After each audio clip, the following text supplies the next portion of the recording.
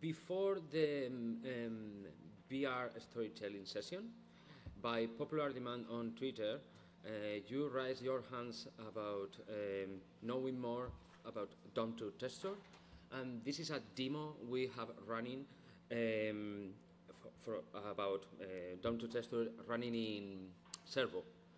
Imanol Fernandez is the person in charge of implementing it. Is Mortimer at Twitter. If you want to talk to him, I think I quote the tweet and I add him to the loop. So this is an iframe, okay? This part. The right part is an iframe, and the left part is a cube in canvas, and the interaction is happening right now. Okay? So we are using the iframe as a texture, easy. But the funny thing is in here, this Star Wars demo. The thing is that this animation is made in CSS. It's not made inside the canvas. It's just a texture, and everything is animated in CSS inside an iframe. Okay? Well, that was the demo. A short one. Now, Diego will announce how are we going to... Oh, sorry. Sorry? With... Sorry, I don't... Yes, no. Third party, you Martin. So, third party? I don't know. Now, let me... In theory, the specification say that you can only have read-only iframe in other domains, okay? In not same origin domains. That's what the specification says, but I don't know the state of the implementation, okay? More questions? Okay, so now Diego will announce how we will be doing the closure session for tomorrow, because we need the host to do a little bit something else for us. Thank you. Thank you, Salva. So we're thinking about the grand closing, grand finale for tomorrow, and what I'm going to need from everyone that's been a host in some of the breakout sessions is to just identify from the comments and the conversations that you've had a challenge and an opportunity, and then we're going to be presenting them tomorrow. If you could send it, it would be interesting if we could use the GitHub. We just post it on the GitHub. Yeah, probably just post it on an issue on the GitHub, and that would be good. So that would be for the closing session tomorrow. And now we're going to have Isabel. So I'm just going to summon Isabel on stage, and we're going to see. We're going to start the session on VR storytelling, which I know it's a topic that many of us are quite interested in as well. Okay. Para cambiar si quieres con el teclado. Sí. Y si necesitas cualquier otra cosa me decís. ¿Tenemos un clip? I think, but I don't have the thing installed. No? Vale. Además de que como es aquí. Okay. Oh yeah, that's right. Great. Cool. Whoa. All right, cool, awesome. Hi everyone. So I decided to volunteer in order to talk a little bit about like the cinematic and film aspect of VR experience and storytelling. So I just would like to tell a little bit about myself. I'm a video and film content producer. Like I specialized in production of actual films and TV and everything that has to do with video content. So obviously VR and the surge of VR cameras and everything was like a new world to us. And we were like, okay, even more stuff to do. And I know that it's used in a lot of other technologies, especially in the creative industries, but I'm gonna focus more on like the actual film side of it, and especially in certain kinds. So starting us off, I'd like to talk about the fact that there's two kinds of experiences which you must have already like figured out. There's the passive one and the interactive, and within those there's a variety of them, but I would like to talk about more about the 360 VR experiences that I saw, the 360 and multiple point of view VR experiences that I saw, and then in interactive, the interactive 360 VR. So to start us off, one of the things that I've been talking about a lot to a lot of you is like this film basically called Catatonic. It's an experience that is basically 360 where you put on the headset and like you go around a clinic, a psychiatric clinic in the 1940s, so it's incredibly creepy. It's used in horror.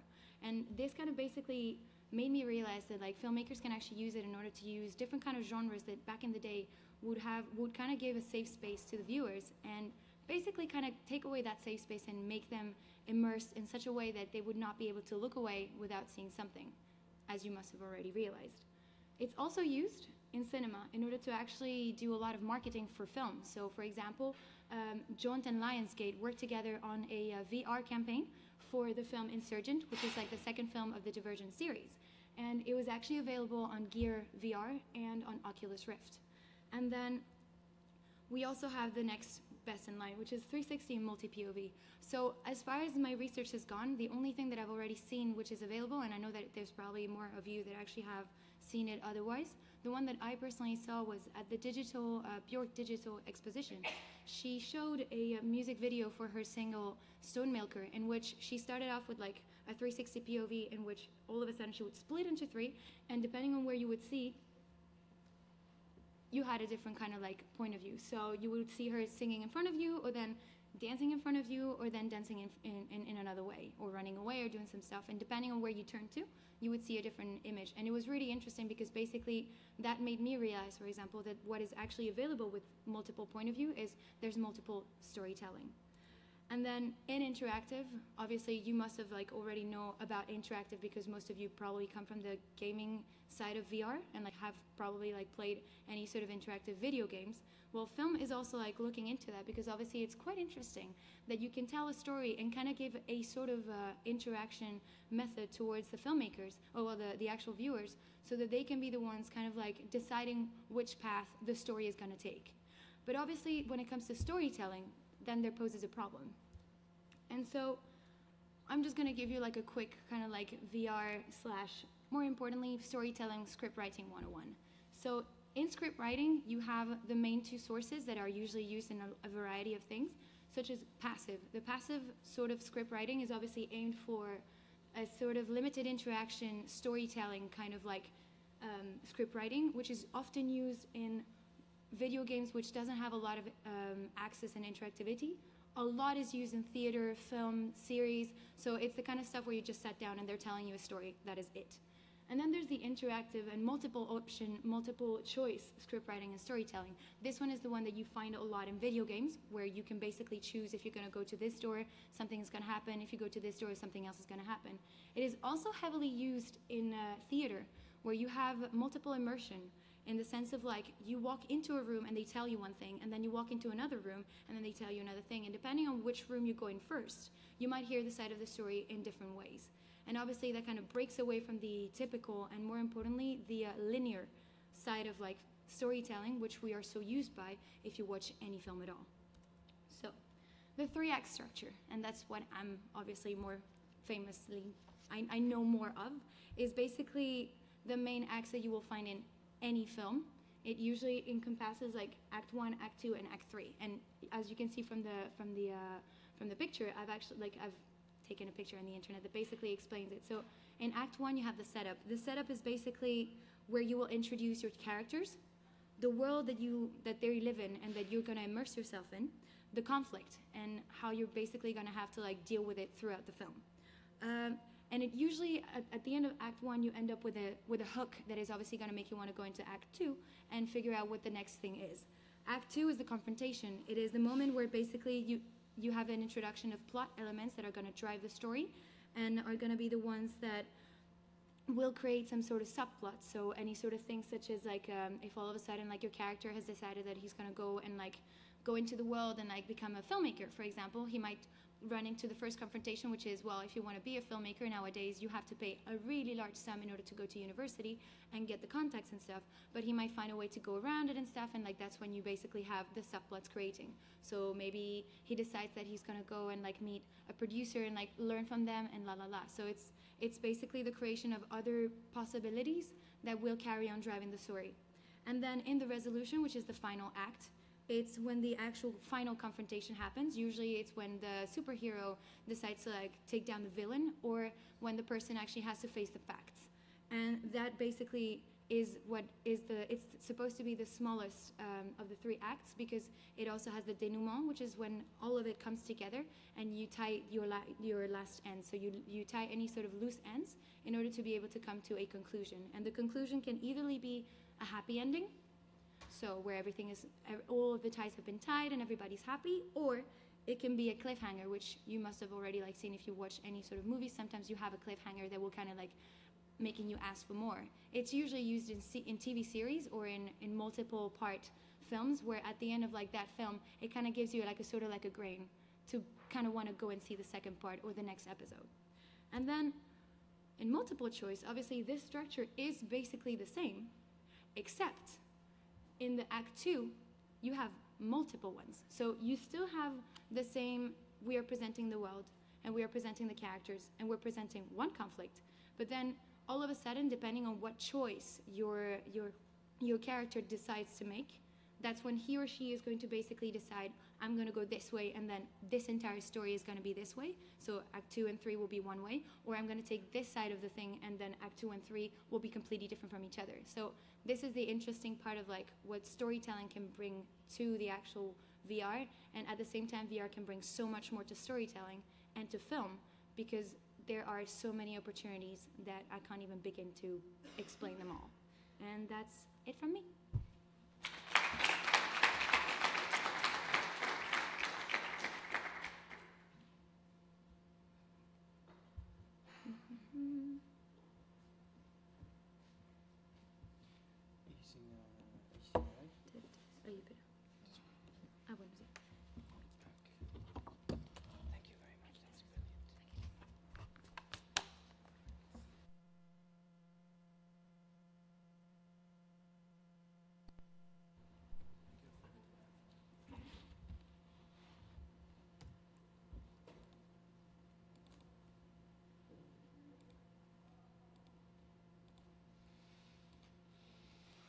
All right.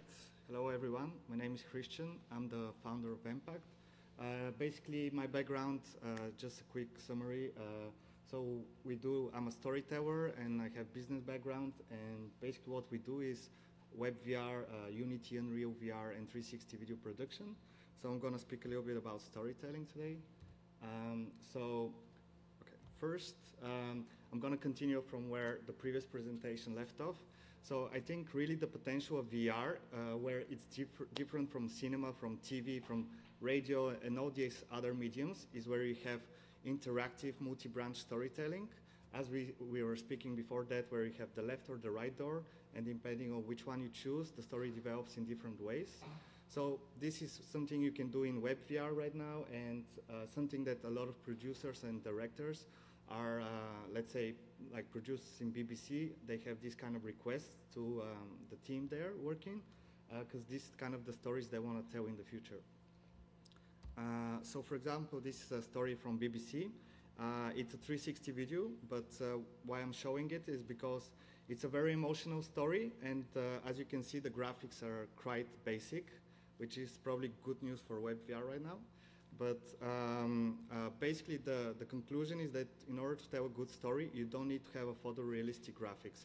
You can do this with simple kind of audio and simple 3D models. So, for example, there is studies showing that eye contact is something that really influences people psychologically. So, being a good storyteller is about using these kind of tricks and like approaches to tell the story of these refugees in this example, for example. Another example of an experience that's worthwhile is Carnegie Arena, which was made by the director of The Revenant, and it's the Alejandro Inarritu. if I pronounce it well. Basically, it's a first VR experience that won a special Oscar, and they showed it in special locations around the world. And you're in the shoes of a refugee crossing the border between US and Mexico.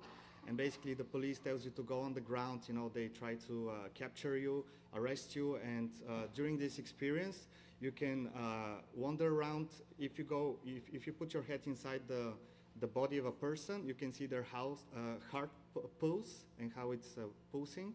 And I haven't seen the experience, but I believe that if you start running from the police, they start chasing you, and if you stay there, they just arrest you. So this kind of, like basically depending on the user's like reaction to the situation, the story unfolds in different way. So I think this is how the VR is going to develop in the future and where it's really different from all the other mediums.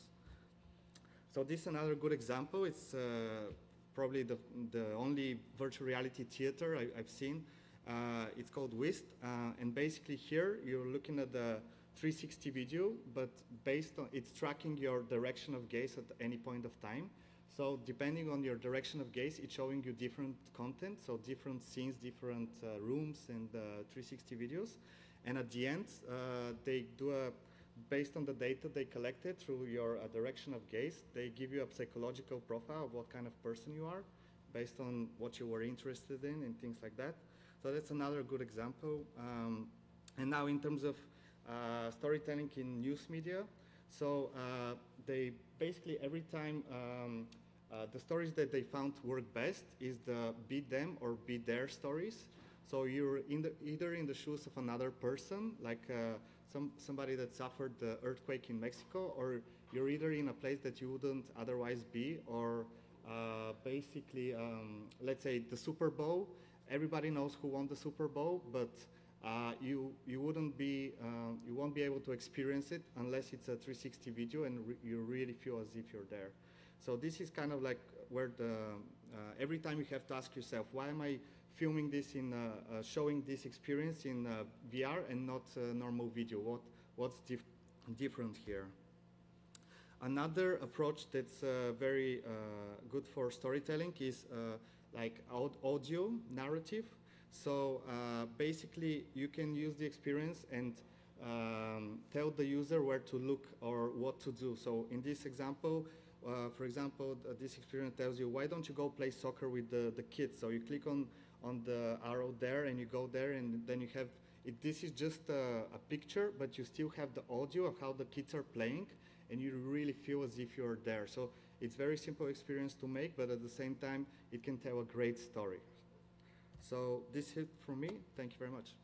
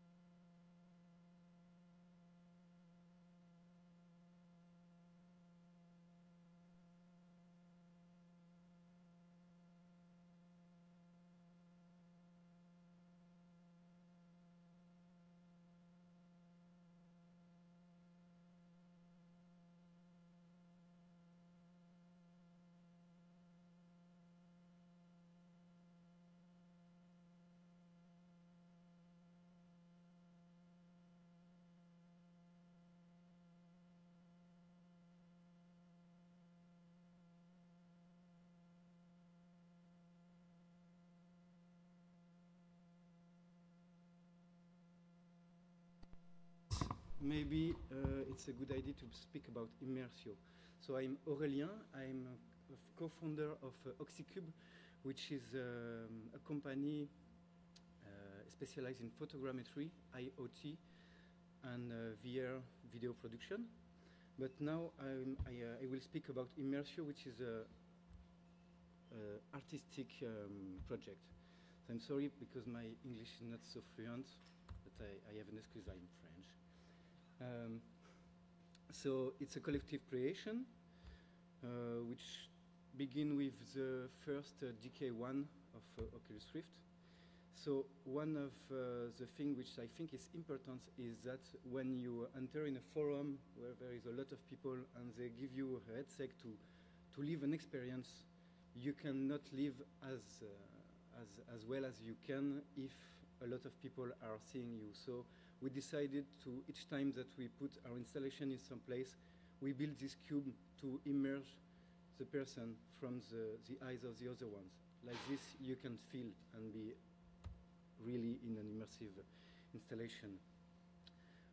So I will go straight on.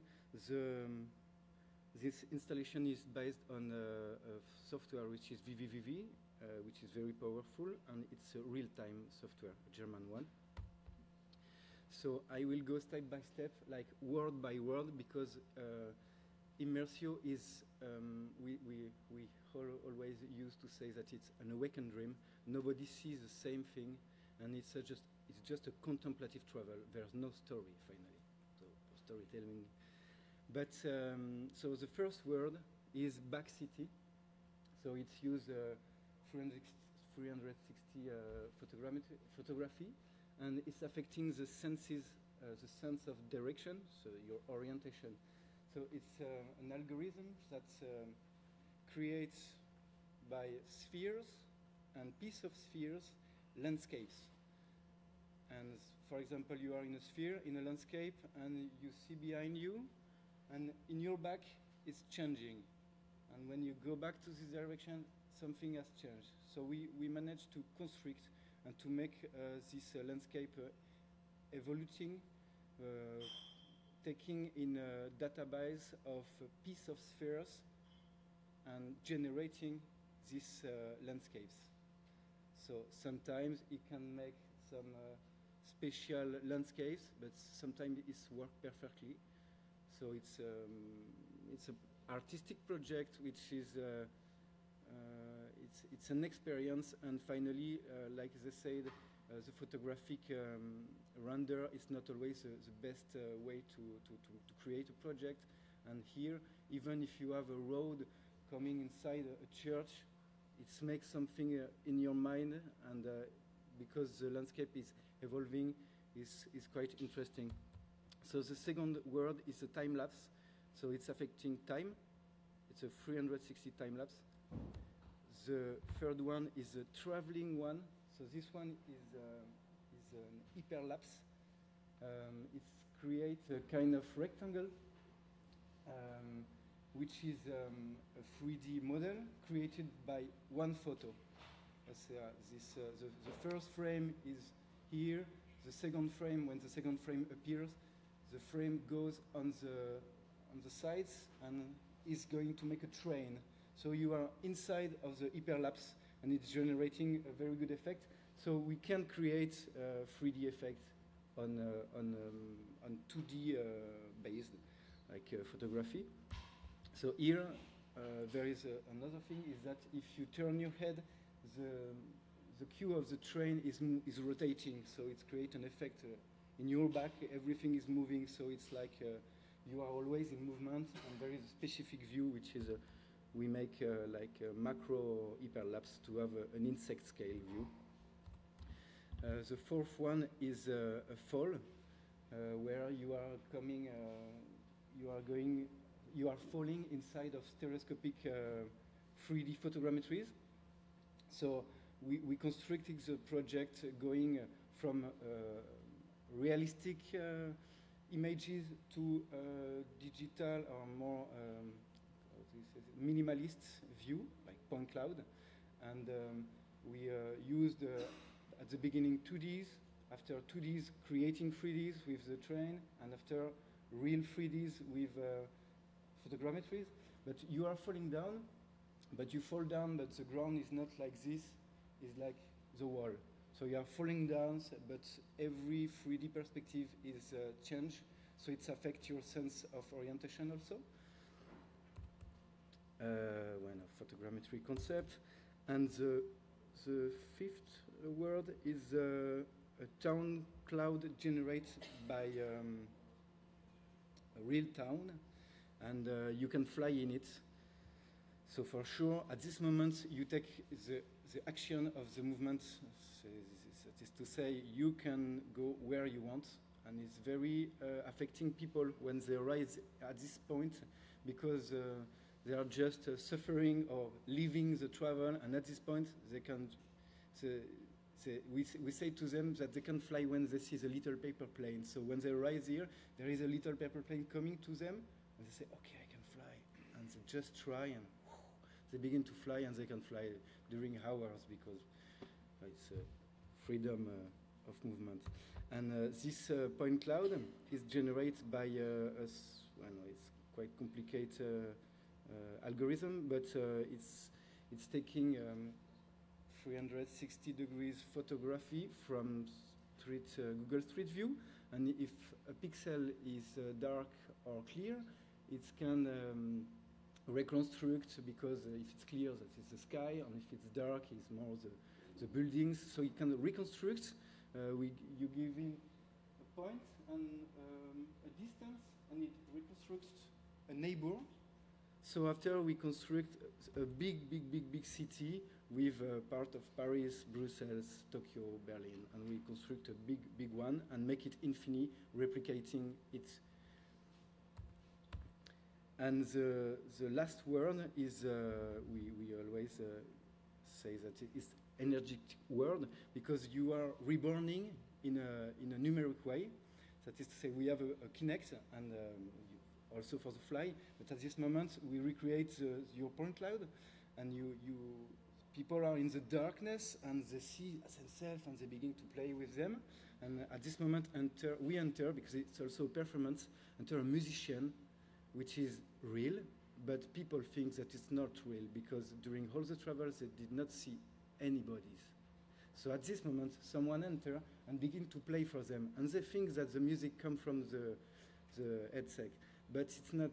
So we come to take them from the deepness of the numeric part with a sensitive emotion, musical. So I play clarinet, and I always do this part, and which is incredibly.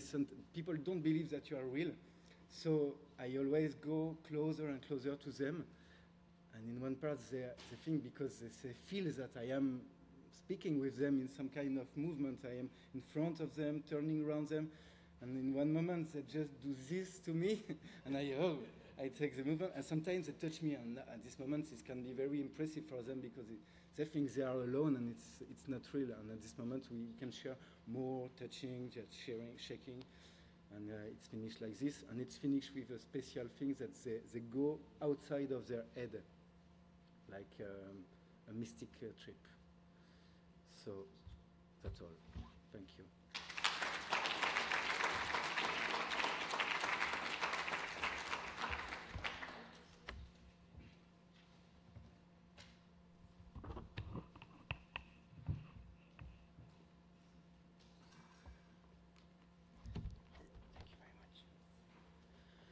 Thank you very much for your 3 presentations. I think this is a very interesting topic, not only because it's something that sometimes we as people that are involved deeply in technology struggle with.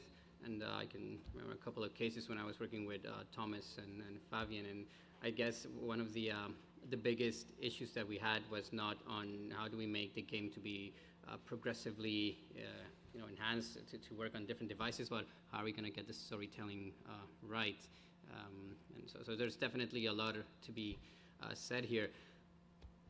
I would like to ask the 3, probably a question for the 3 of you. How do you see these type of techniques being applied to other experiences that might not be as cinematic, but that can be, let's say, more geared towards education, geared towards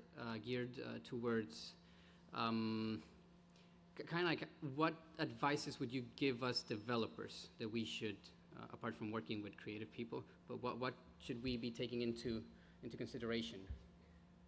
So in the sense of like just education, or anything at all? In the sense of experiences that are not cinematic, they're not supposed to be, let's say, for entertainment only, but how can we bring WebVR to more artistic, to more educational, kind of like putting out of the box experiences? I think, I mean, one of the things that I've been talking to a lot of you about, I think, during like, especially yesterday, was the whole sense that like, we need to know exactly who our audiences are in order to obviously be able to tell what kind of VR we're actually going to make and stuff, and especially what kind of stories we're going to make. And coming from a background where storytelling is obviously very geared towards the mainstream and everybody, and like just about anyone. I love blockbusters. I'm pretty sure that a lot of you actually watch Marvel or Disney films and stuff, and those obviously have specific audiences in mind, and at the same time they're also very able to open themselves up to that. I guess that's basically because for a long time a lot of companies obviously always market towards a special audience, and they make any form of like new technologies that they implemented in their films, such as 3D and like VR now, little by little, it's basically heavily geared and based on story for the people at first. So you've got like the whole biology, but also like the whole psychology of like who is your market. So know your audience. Exactly. Okay. Just to say that when you see a film, but I think you know that, but when you see a film in a cinema, you remember that you saw a film in a cinema. When you live in a VR experience, you don't remember. You remember a souvenir. You have a souvenir, a real souvenir of what you feel, of what you saw. What you see. And so you have to take care about people because it's very sensitive. Everything you can do will affect them. In VR, if something is coming to your head, you cannot avoid to do this. It's not possible. Even if you want, it's too much. It's directly in your mind, inside of your mind. So the eyes are the sense more easy to lie. Mm-hmm. To lie. Well, I'm just gonna add to the knowing your audience comment. So there is an app from Google called Google Explorer, I believe. It's like an education app. It's used in schools, and basically there you have a 360 photo, and then the teacher has a tablet and can see the direction of gaze of all the students.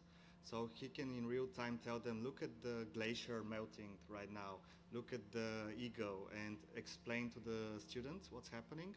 So really kind of knowing the needs of your audience, in this case, is knowing that the teacher has to be in control of the class and to be able to see if they're listening to what he's saying, in a sense. So, and this is also kind of this native app, but it can be done in WebVR, for example, very easily because it's just 360 photos and text and audio. And the second point, I think, is audio is another very important aspect that probably is not talked about so much. And really just being in a 360 photo and putting the noise of the wind or the ocean or things like this can really create a feeling. And then telling a story, you could have like a narrative and explaining you what to do. Like I've been in a Guardian experience and you're in a canal and you start going back and tells you there is nothing back, go forward, take left or right, look up and down. So these things are also kind of important. And to the audience, how do you take this into account when you're creating your experiences, your VR experiences?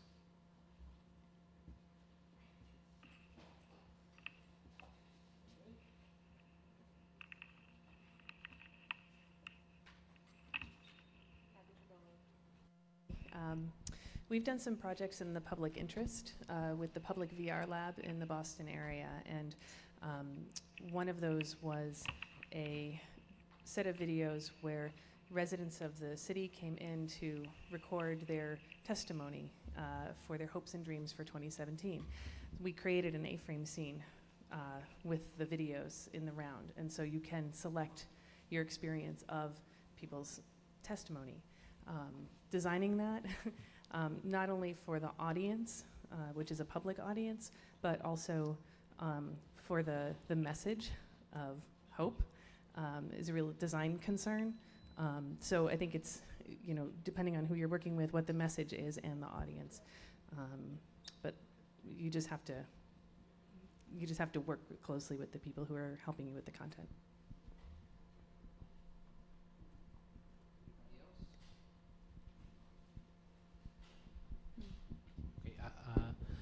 I think that we need to take in count that in VR, one of the most difference with the other media, for example, from the cinema or from the game, is the presence.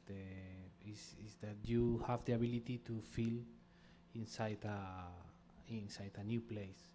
Okay, and if we need to try to reinvent things that works with presence, the cinema is good to tell stories. The game is good to have to interact with things that is happen on the scene, but the VR is good to feel inside a new place. And I think as creators of storytelling, or if we're trying to tell something or to a user in VR, I think we need to make effort to create new environments, or to feel, to make the user feel that is in a different place and with a different situation.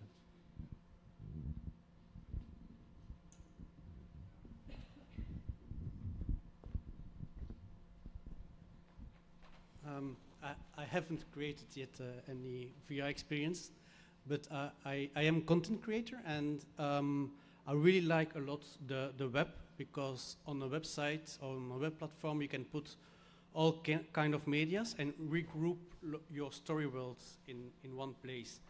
And actually I see a potential in VR with having this higher level of immersion inside your own story world.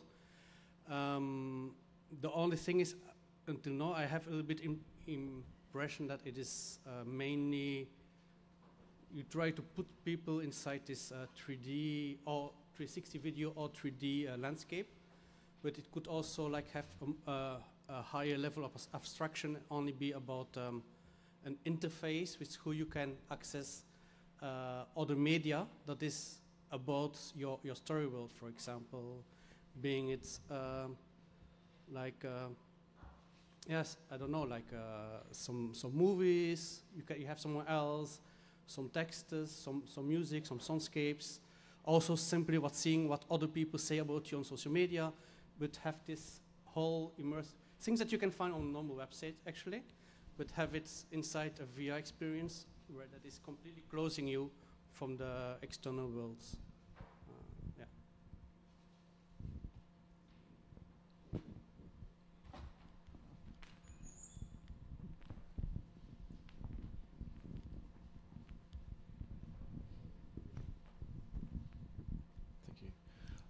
I'm wondering, in the context of the non-linear narrative, how you might deal with the concept of FOMO. I mean, there's a lot of effort goes into putting a production together, and if you're not guiding the user through every part of that, there's potentially lots of it going to waste that they won't see.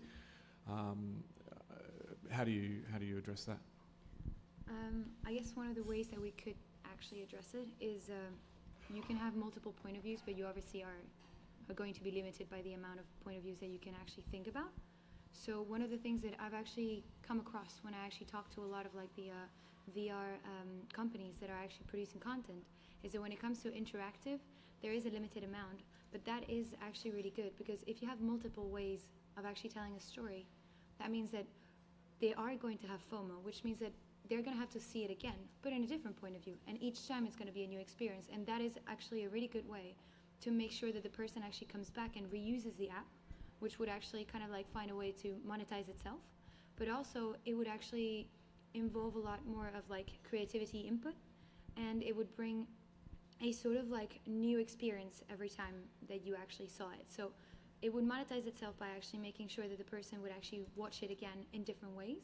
It would give the viewer multiple choices to actually watch as many times, and then obviously it would actually help the creators to actually become even more creative and like push that creativity even further, I think. So would you then go for, like you described before, like a three-way split? So you have the introduction, and then a three-way split, and then you follow that to 3 conclusions. I mean, you could also have multiple splits, I suppose. Yeah. Could you not throughout the course of that, and sort of weave the user through some sort of narrative? But if the more you do that, the more you're losing control of the narrative in a sense. Yeah, I'd like to hear you on that as well. Or Well, I mean, that's one of the things they say about VR is it's a very democratic process. So rather than in traditional filmmaking, you have one perspective, which is the director's perspective, and he's telling you at any point of time, this is the direction you're looking, we are focusing the camera on this person, things like this. So the thing about VR is you really cannot expect where the audience will look unless you do like this audio narrative, for example. So in a sense, for example, you're at the Super Bowl, they say the character is the actual place you are. So you're immersed in this place, and this is kind of how you tell the story, through the immersion and through the actual place. So that's kind of a challenge for filmmakers. How do you adapt to this new medium of democratic and not being in control? But that's also the charm of it, and why people are interested in it. Yeah, just to add something on that, we actually discussed about that yesterday. I just saw a Google experiment, but it's an animated movie, VR, and the goal is to actually the director is not democratic at all. He wants you to just see exactly what he wants you to watch. And then, so if you watch, for example, on the right, then, and the person he wants you to watch is in front of you, he's gonna wait for you to watch in front of you. And basically, it's gonna happen if you just stay there. They're gonna create content until you just turn here. So it's amazing in terms of content creation. Basically, what they do is, because I tested it, it's kind of boring at the end. So that's why you just come back here. But and the whole thing is done like that. So at the end, everyone will have the same story. So see, there are different way of seeing the scenario, which is in VR, which is interesting, I think. Just to follow on that just sounds like a UX design choice that you have to make as part of the directorial process. And you can have that where you're leading someone through, or there's nothing there until something rouses your curiosity, directs your attention in a certain direction, or you can take the approach like a Montessori classroom where you have a prepared environment and you've done the setup, and then the user creates their own story.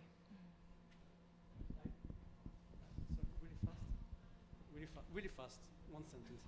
I also think it's like when you tell a story, you have a message, and this message it can come to people through different ways. So you have your 4, 5, 6 different ways, but at the end, when it's only one director, it's one message that is passing.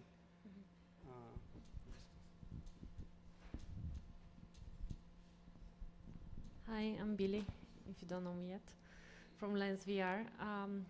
I've been thinking that we need to get more artists into creating VR experiences, because the most interesting experiences I've ever tried were done by artists. And when I'm talking and hearing people here, we have similar kind of perspective on how to build a VR experience and how to market it and what we need inside and the interactions and user experience, and we are not taking it as an artistic project, which can give a very different and interesting perspective of VR. That's why each team has to onboard an artist to go wild with VR and do some crazy stuff.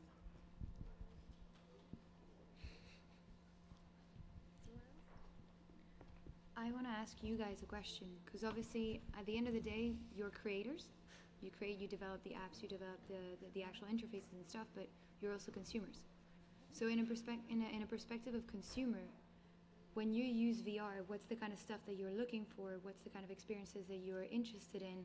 What's the kind of films that you can think that would be interested? Or like, how would you think that VR would actually be a sort of like an opportunity for not only films, games, but also artists, like you said, like going to a film gallery, like Jaco was telling us the other day, and stuff like that.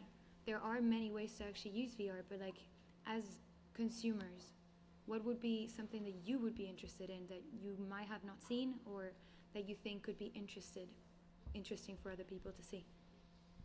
For me personally, when I go to VR, I want to see something that I don't see outside of VR. And currently, people are trying to create VR experiences that are actually realistic. I want to go to worlds that do not exist and are crazy and wild, because VR gives me this opportunity.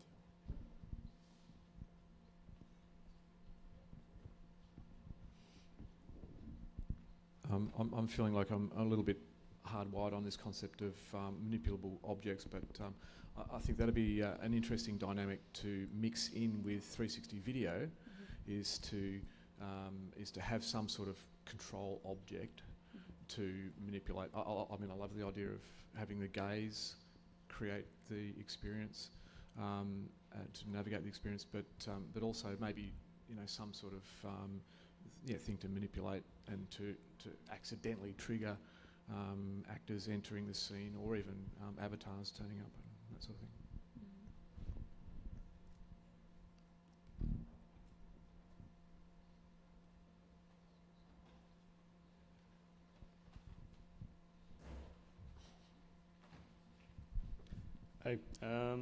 In experiences, usually, especially in games, I like to be challenged, and maybe from the perspective of movies, more where you don't have that much interaction.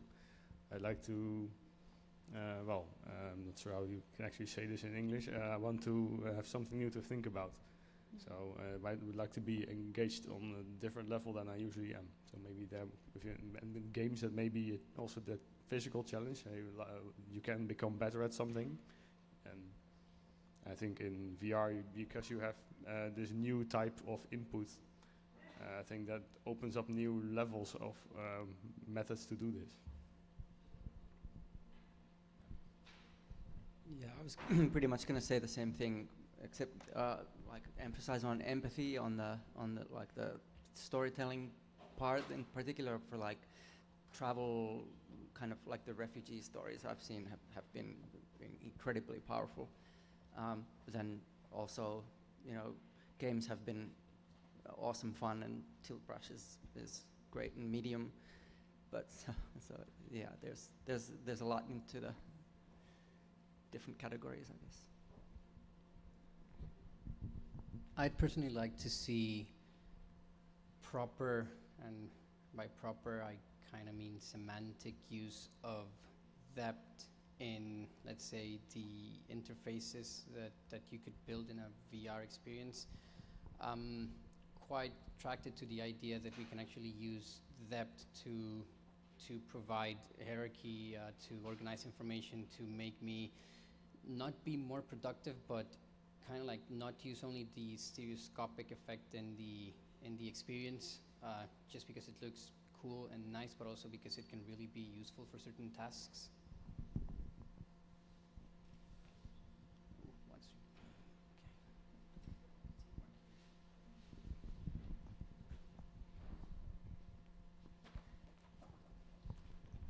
I was just wondering about music, and we haven't heard a lot about music. We've heard a lot about audio and spatial audio and stuff like that, and I personally, like when you're thinking about storytelling, I think, Isabel, I think you're talking about storytelling and relating it to movies got me thinking about how the soundtrack in a movie or a film also plays a role in your emotional journey through that. And it feels like music is something that has been kind of lacking from the WebVR or the VR environments that I've seen, but also feels like something that might feel a bit weird in a VR environment, because where's the music coming from? Is it following me around? Does anybody have experience, or do people have experiences that they want to share about trying to use music in in this kind of environment, immersive environment. Yeah, I'm lazy, sorry. What comes to my mind to answer your question is Dear Angelica on Oculus. I don't know if many people tried it, and it's for me one of the most compelling experiences which is widely available, or easily findable, I'd say. And basically that's a story made with Quill on Oculus, where there's a story which is drawn all around you. Well, I did it sitting, but I guess you can do it by standing up as well.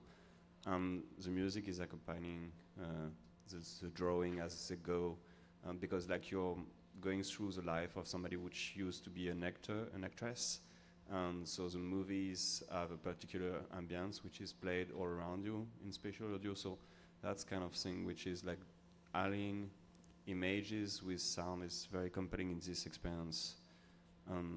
If I may say, there's another experience which brings music to my mind. It's a Mozart concert which is recorded in 360, and the notes become 3D models, not 3D models, but like particles all around you in the sphere, and as the music plays, the particles are animated with the music. So that's something also which is really, like, music is really a good part of what VR should be in the future, but like, yeah, I didn't see that much experiences apart from those two. Well, another example for music is I've seen a few video clips made in WebVR, where one of them is made in 3D and 3GS.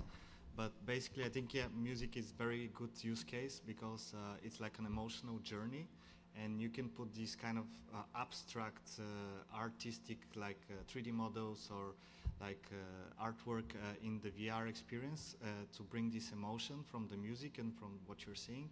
So I think there is like a WebVR experience where when you click the mouse, all the colors around you change in the 3D environment. So it's like a filter, so you can see things from a different perspective. There was another experience where everything was black and white, and you could always go underneath the surface or above the surface. And above the surface was like a very touching story of what the rapper's lyrics were saying. And underneath the surface was kind of the unseen part, the emotional part. So throughout the whole music clip, you could decide which one do you want to see. Do you want to be above or underneath the surface? So these kind of experiences are very cool, and they really combine visual with music, and WebVR could be very good for this. And if I may add, actually, it's starting to be used quite a lot for like music video production, because they've actually started to realize that it's actually really interesting, because you can tell a story visually and through the music as well. And they've also started to implement, depending on where you're looking at, the music kind of fades away to kind of like just focus on like the sounds of the waves or the sounds of like the footsteps that you're making and stuff like that. So it's quite interesting because it's immersive, and at the same time it's about music. And then recently I read that Ableton, which is like one of the programs to make music for music producers, has actually started to make a plugin. I'm sorry, I don't know the lingo and it's gonna sound horrible, but I think that they were looking into making something, I don't know what the word is, in order to be able to make it VR and change the way that like music is actually projected in like when you're going to a show, and like they were trying with DJs and all that stuff. And I'm gonna read more about it to tell you more, because obviously I do not know the lingo, and like I'd love to like get your opinion on that, because obviously it touches about music. I think it was something about the controlling, but it was also like depending on how you were actually touching it. So let's say that if I was applying like pressure on this button, then like something was coming out, and like only the people that had like the VR glasses could see it or something like that. And it was like creating music and creating like the environment of music. So it was quite cool. We've done some experiments with music production at GPU level, controlling the environment around you. So it's just intrinsically linked. So that we haven't done anything with it yet. But also I want to say another thing about the music. We've been talking with some universities. We've been talking with like the Berklee College of Music in Boston, which has electronic music department. They have games development departments, and they're very interested in these areas. So I do think we'll be hearing more from universities and other research groups around where can this go around the, the creative aspects of music in these experiences, and what can be, what types of experiments can be done, research with that. Going back to the what would you like to see in the storytelling, I wonder about what does social storytelling look like in VR, where you have, multi-user experiences within the story, and you're experiencing it together, not necessarily seeing one input that you're accessing from different locations in a sense, but you're really experiencing the story socially together. I've seen one experience that does that. It's called, it's Dunkirk, the movie that recently came out. Basically, it's a WebVR experience, and it's played by two people. And you're in something like a bunker, and both you have to escape. So there's like bombs falling or something like this, and you have to escape. So you're helping each other out. I haven't done it actually, but it's like a multiplayer social storytelling. And also there is like some, yeah, that's it. Do you know anything? Immersion? Okay, then it's the time we have for the moment. So thank you very much. Thank you. Very valuable.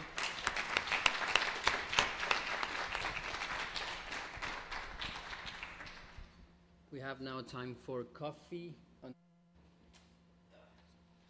Yes, we have now time for coffee until 4:30.